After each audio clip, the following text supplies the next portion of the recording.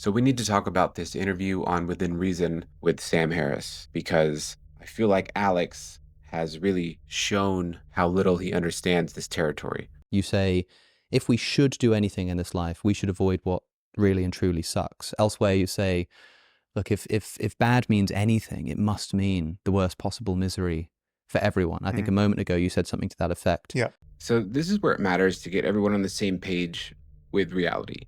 We can't sit on some boat where nothing is real just because we can imagine extreme scenarios. Pain is real, misery is real, and we have to agree on that because if we don't agree on that, then we can't agree on anything. To William Lane Craig, you put it this way: the minimum standard of moral goodness is to avoid the worst possible misery for everyone. If we should do anything in this universe, if we ought do anything, if we have a moral duty to do anything, it's to avoid the worst possible misery for everyone. And of course, this seems intuitively true. The problem I have with this is what I would see as a charge of circularity, because Circular reasoning is not a problem. If I say I'm in pain because I feel pain, that's a circle, but it's the right kind. It grounds me in the experience with a high degree of certainty.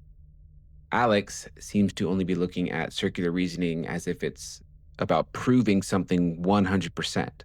But that's not the point.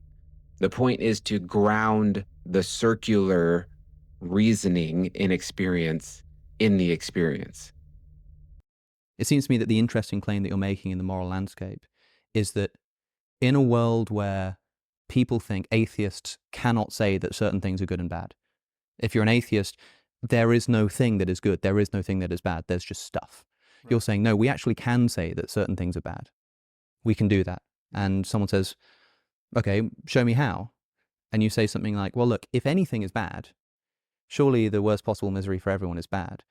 But that first bit, that if anything is bad, seems to me the very thing that you're trying to establish. That's the interesting part. You see, Alex is trying to smuggle in a nonsense assumption and then use it as leverage against Sam. He says, essentially, if you're an atheist, you can't say things are good or bad. That's the very thing up for debate. But that's already a mistake. It's like saying, if you're a mathematician, you can't say numbers exist.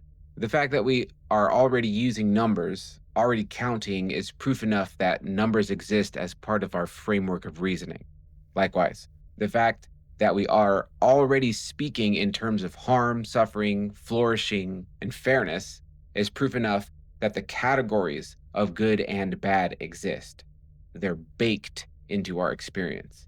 So when you say, if we have any duty in this world, it must be to avoid the worst possible misery for everyone. I could say, but the thing we're trying to establish is if there is any such thing that is dutiful, if there is any such thing as good and bad. Right. Do you see what I'm saying? Yeah. So let's go over this ground again and just notice a few more landmarks.